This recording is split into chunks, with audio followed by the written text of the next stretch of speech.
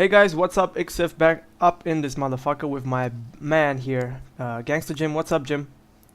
Not much, dude. Just got done playing some StarCraft games and looking forward to doing these casts with you. Okay, that would be great. Thank you for joining me tonight. And of course, this is a clan game that went. Actually, it's a clan war that was that happened on last Saturday. And the first player to play for us, for Clandroid of course, is Amaterasu. He'll be spawning at the 12 o'clock position on Metalopolis, and his opponent is Darcouth, something like that. What's their clan game? Maybe they want to know this as well. I know Their clan that we played is NoneHigher. NoneHigher. Okay, so these guys are all North American, Yeah. yourself included. I'm the only one cookie English-speaking guy over here. No Me. matter. Okay, Jim. So you were there. You've seen these matches. What? Don't spoil it for us. But what's going on? What's the build from Amaterasu? What's the build from Darkov? Well, I think so far what we see is Amaterasu, I guess, either going for a 14-14 because he already grabbed his gas. So that would be, I guess, the build he would go for. I don't particularly agree with that against Terran. I feel like you can easily open with a 15 hatch in the 15 pool, but if your opponent is 2-raxing, it is by far the easiest way to hold a 2-rax, and you can shut them down pretty easily.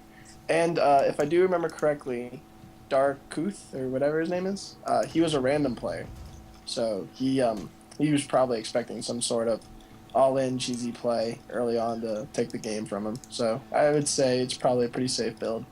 And the Terran player, is getting his gas, so that's a sign of no 2-racks or a quick expansion play. So Yeah, I don't know really what to expect. Not yeah, much of a Terran player. yeah, yeah. Well, right now I'm just looking at Darkouth right here, and he's constantly like 2 harvesters behind. I'm not sure what's up with that. He's just now getting his command, his orbital command, but he was constantly like behind. And spawning pool just finishing now for Amaterasu, which also has a bunch of money, and he's also getting another hatchery. Although his wait, no, he isn't.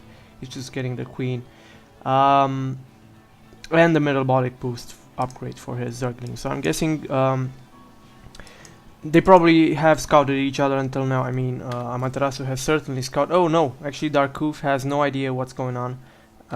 Just Amaterasu was the first to scout him.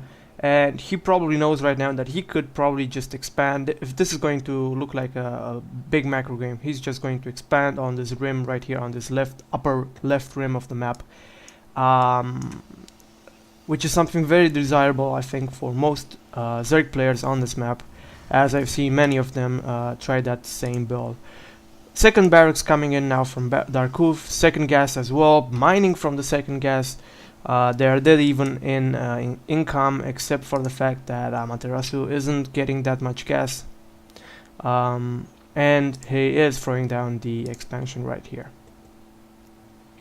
Yeah. So, yeah, go Well, I ahead. was just saying, early on, Zerg definitely needs gas against Terran. They need to get that speed up real quick, and also they might need to drop a Baneling nest, and they even faster, just in case they push out with a lot of Marines.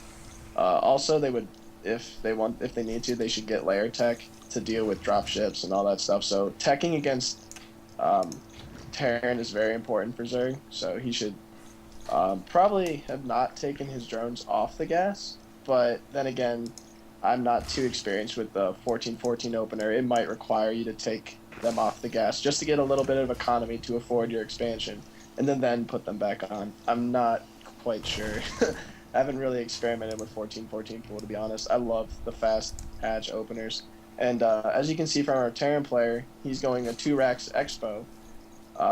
This is why I wouldn't get gas if I was Terran and I was fast expanding, because as you can see, he's floating about 450 gas, and that's a lot.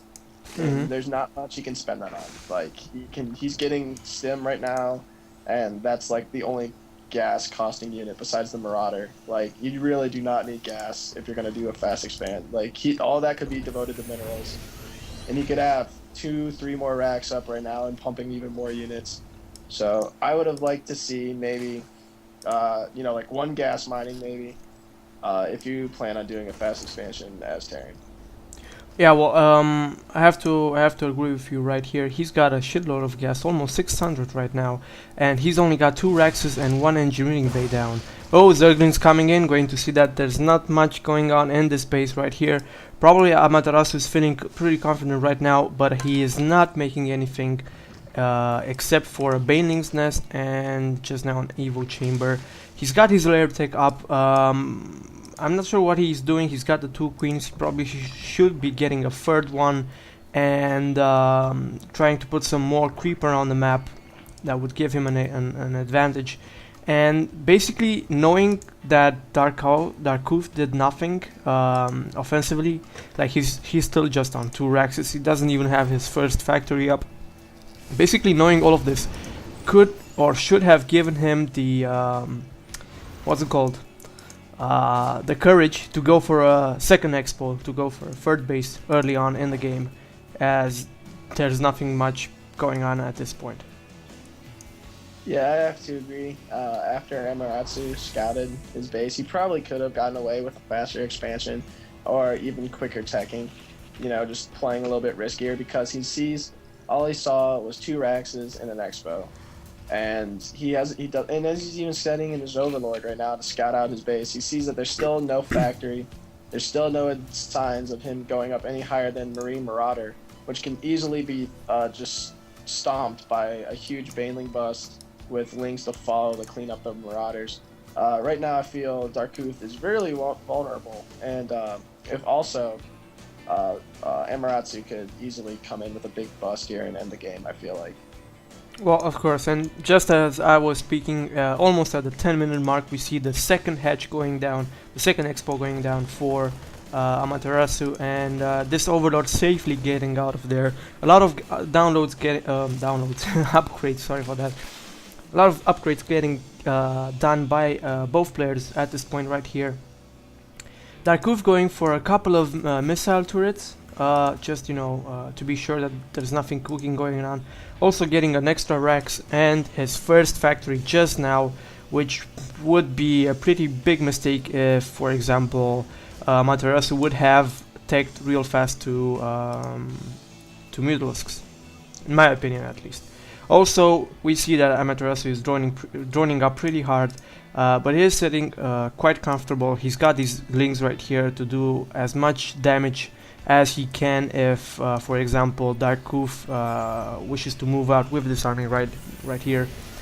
Yeah, nothing much going on. I do have to say that I don't like Darcouth's SimCity right here.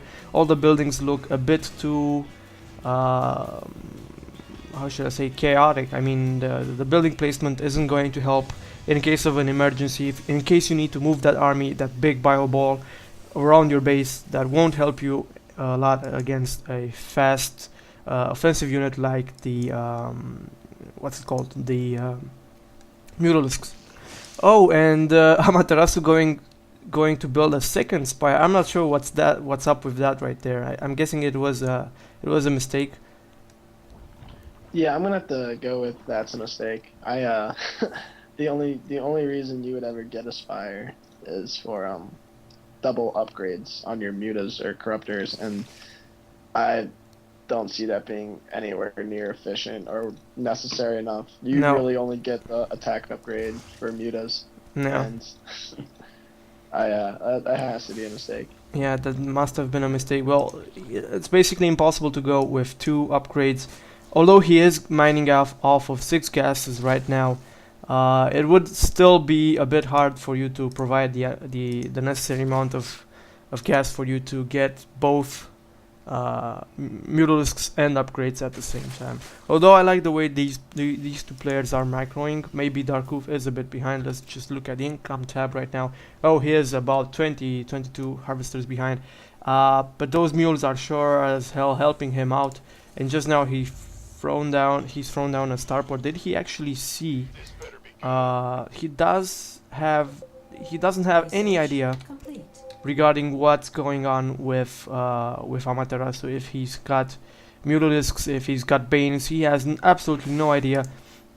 And I'm guessing this lack of information is going to cost him a lot at this point in the game. Yeah, you really need to know as Terran what your opponent's doing. I mean, it's not the most necessary thing. Terrans isn't the biggest reactionary race as Zerg is, where Zerg really needs to know what you're going. But at the same time, it definitely helps to know, because if Roaches would come out, I mean, he does have Marauders, but, or I guess his Hellions, or when he goes to do this Hellion harass, if Roaches were out, they would just be nullified. And look, there are Roaches coming out right now from Amaterasu. So he has no idea what's coming on. He's just going to walk in and lose Hellions for no reason, basically. And he's getting a Thor, too. So and also, Roaches are really good against Thors. They're pretty cost-effective. So he is looking like he's going the right thing. Roachling Bling against Reen Marauder is actually very common and very good. So it looks like Amaterasu is reacting pretty well to what he sees his opponent doing, and his opponent just basically sitting back and turtling off 2 base, and not even really doing a good job of macroing up, just floating 2,200 minerals off of just 2 base. Yeah, I'm just looking right now. He's got like nice amount of forts right now. He's got 3 forts out and a shitload of Marines and Marauders. But that's not going to help in a situation when you will, for example, have to take care of borrowed roaches or a mass sling attack, you know, just trying to surround those forts of yours. And I'm not sure what Darcouth's plan is right now, but he definitely should have attacked like at least a couple of minutes ago. At least a couple of minutes. If you're the underdog in a matchup against Zerg, if you know that the Zerg is macroing up, I'm guessing your best bet is always to try to be offensive, try to take out as much income or base or hatcheries as you can from the Zerg player. Well, because if you let him just expand like this, we can see Amaterasu is already going for his last 2 bases on this left side of this map, on his base side of the map, and if he gets those up. Because of the fact that his main is going to start running low on minerals, if he's going to have like 4 bases mining at the same time throughout the game, it will be very, very hard for a 2 base Terran or maybe a 1 base Terran to put up with all that pressure. Yeah, I agree. I just find it funny because if you look down at the Terran's natural, it shows the little hatchery like fade there, and it looks like Amaterasu is about to expand and take his natural, or his 3rd base, which is actually kind of funny. I don't quite remember if he did that or not. I just saw that, and I think that'd be. There is a drone coming in. He's gonna take his. What the heck is he doing? Oh my god. He's taking his face. Oh, denied. That's BM, no. That's kind of funny. Oh, he sees it now. He's pushing back up to kill it. That's kind of hilarious. I wonder if he cancels this. Yeah, he he hasn't selected. Yeah, he cancels it. That's kind of funny. Yeah. I guess elated even more. But no, going back to Terran versus Zerg, Terran needs to be extremely aggressive against Zerg. You cannot let them sit back and macro, because Zerg wants to be passive in this matchup. Zerg does not want to come after you because Terran is extremely hard to engage when they're all turtled up like that. So they will not come after you. They'll just sit back and take more bases. And you can't let them do that, because they'll just, once they do get their 4 or 5 base, all they're going to do is just sack army after army after army, because they can rebuild faster than Terran, and then just dwindle your numbers fast enough to where their next wave is so much bigger than yours, it just cleans it up and then kills their whole base too. So you cannot let Zerg sit back like this and just keep massing units, especially if you're only on 2 base and you don't even know how many bases he's on. He he knows about these two over here. I guess he must have scanned or sent a marine in. I'm But guessing that was a scan. Mineral field. Well, anyway, we've seen that engagement right there, and I'm actually not sure that Amaterasu used his bailings as good as he should have. I mean, the bailings were like between the Zerglings and the roaches, and they didn't get quite in time out there to finish off that Marine Marauder ball. But obviously, the biggest mistake was done right now as I'm seeing this battle finish. And it's Darcouth's biggest mistake, as right now they're almost the same in minerals lost. He thought that he was powerful enough to do a counter, but obviously did not expect to see a 5 base Zerg right now, or actually just 4 base Zerg, because he did take out that hatch right there. But he certainly did not expect to see all of this. And also something that I might add is the fact that Darcouth isn't actually getting any air units. A couple of banshees would have done wonders against this amount of roaches, considering the fact that Amaterasu doesn't actually have anything to counter the air units, and Darcouth has both marines and Taurs with considerable upgrades. That would probably give him a hard time. Well, as you can see now, Darcouth is actually doing an elevator lift into Amarasu's, I guess, fort. And I actually do like this move a lot, because if he moves on over to the ramp, he can choke the Zerg army, which is what Terran would want. And he can completely wipe that whole army if he chokes it off, but I guess he decided not to do that. And now Zerg's going to get the surround on it, so I would suggest picking up and leaving at this point. He already did the damage, he sniped the hatchery, there's no point in staying and fighting this fight. But he just lost his whole army there again, and that's not a good trade at all. That was terrible. Well, he has his medevacs for like the 3rd time in this game. These medevacs are hero survivors, but obviously Zerg's refusing to get air. Yeah, they're like, Amaterasu's like, fuck this, man, I'll just mass blink roach him. And basically, obviously that was a mistake from him, just going after the hatchery. It wasn't even mining. I mean, it's basically a good idea to take out a hatchery when it's mining, but obviously he didn't have a scout out ahead to see if Amaterasu's army is approaching on that ramp, as you said. So a big mistake there is not scouting for the encroaching or coming in, or for the Zerg reinforcements coming in. And at this point, I'm seeing Amaterasu trying to build up his forces for maybe a final push, as I'm not sure that Darcouth could be coming in, although, oh my goodness, so many mules. He's got like 2600 mineral income right now. Oh my gosh. Mules are so good. Dude. No, but going back to this, I definitely feel like if Amaterasu, if he would pull the rest of those lings back at his base with this and all those roach reinforcements that are coming right now, I definitely feel like his army will destroy this one shown here by Darcouth. And here comes the engagement. The roach is getting a nice surround, getting a nice concave. The Banelings coming around back, killing all the Marines that are hiding by the floors. It's looking really good for Amaterasu right here. I feel like he's going to clean this up even without the reinforcements. But here come the reinforcements just to finish the deal. And I can expect GG anytime here, because that's his whole army. Yes, well, obviously it was a nice engagement. Both players did a couple of mistakes. If we look at the units loss count, Amaterasu was always the one that had more resources lost. But basically that's nothing unheard of.